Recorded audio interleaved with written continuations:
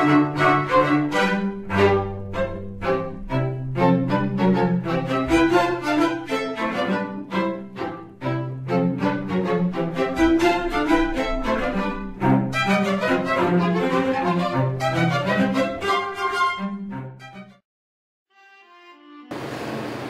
my name is Brandon Lee, team member of Team Car Ramrod of the Museum Project for Experience Design. Museums have long been a place of exploration and learning for people of all ages. Their purpose has ultimately been a way to preserve human history, allowing its viewers to be immersed in an educational atmosphere about a given topic or genre.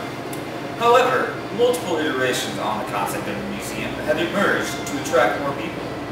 If simple interest and curiosity in people aren't enough, museums have found a way to make the educational experience they provide more fun and entertaining, making the trip to the museum more than just a learning experience. Now, with this project, our goal was to create a fun and interesting museum exhibit that would focus on the experience of all its visitors.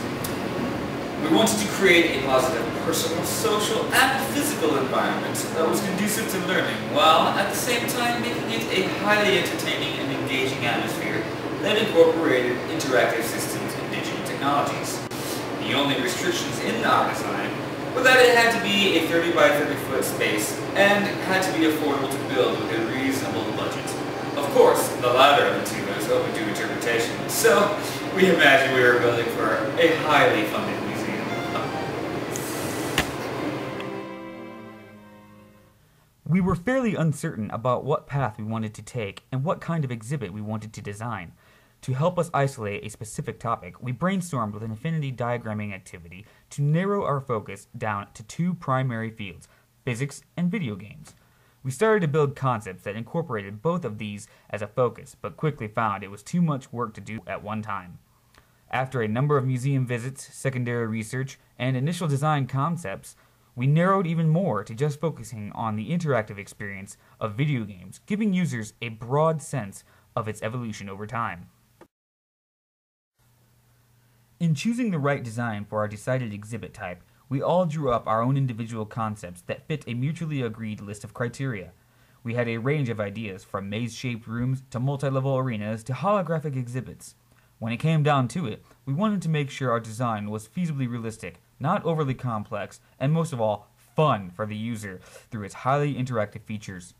All of this was to help users learn from how much the gaming industry has changed its look, all while using a theme that everyone would be familiar with, Super Mario Bros.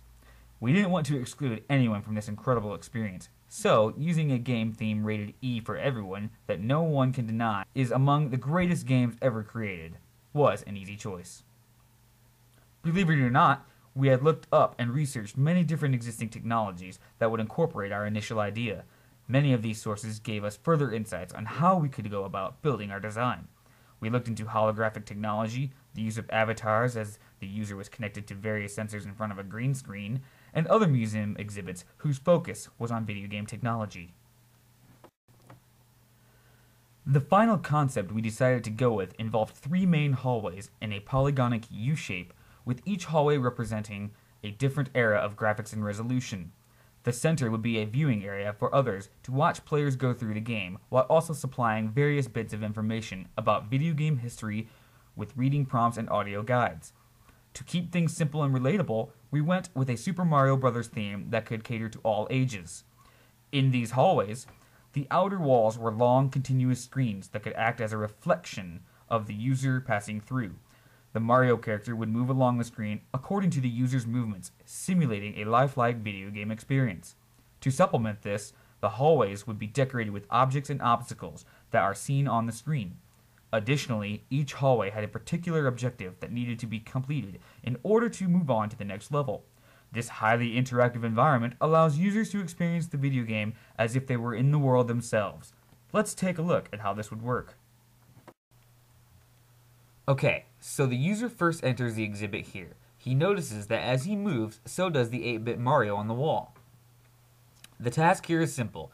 Get to the end and jump to the top of the pole. But he needs the power mushroom first because he cannot break the bricks as little Mario. Once he has reached the flagpole, he enters through the curtains into the second hallway. Upon entering the hallway, he notices a significant difference. He is no longer in 8-bit world. He is now in the higher resolution, three-dimensional Mario 64 era. Ahead is an enemy Goomba and a dark hole, where if you fell into it, would lead to certain death. Knowing the game, he jumps to smash the Goomba, and then continues to leap over the hole before entering the final hallway.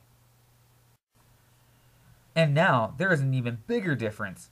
The screen displays sharp images of a darkened world, with the Mario reflection resembling a high-resolution character with a supercharged fireball-throwing outfit. But oh no, what lies ahead? The dreaded enemy Bowser blocks Mario's path to the exit. The wall informs the user to shoot fireballs at Bowser by using his arms in a throwing motion. When he does this, the screen shows fireballs blasting from Mario's hand, pummeling the fearless enemy ahead. As he moves back and forth, Bowser return fires at Mario, seen by the user on the screen as well as on the floor. The user must evade each attack to avoid damage. Success! After repeated blasts, the King Koopa would fall to the ground, opening the way for Mario to leave and find his way to the princess in captivity.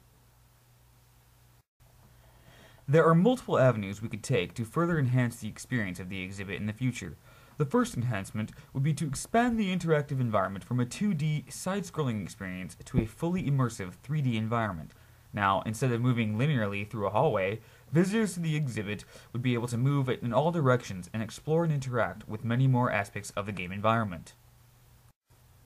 Another enhancement would be to add multiple floors, each with its own theme. So, instead of only witnessing the Mario games through the ages, visitors would be able to witness the changes that occurred in other game series, such as Zelda, Mega Man, Donkey Kong, or Pac-Man.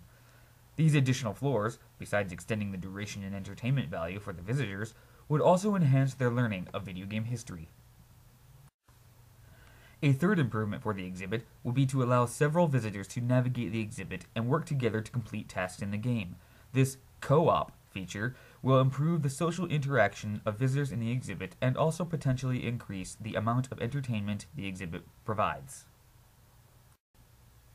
Another fun improvement to the exhibit would be to allow those who would currently be onlookers to also interact with the exhibit and change the experience for those who are navigating the game. They would be able to do things such as place obstacles or enemies in the game world. This would improve the exhibit on multiple levels. It would primarily provide a form of active engagement for visitors who would otherwise be passive onlookers.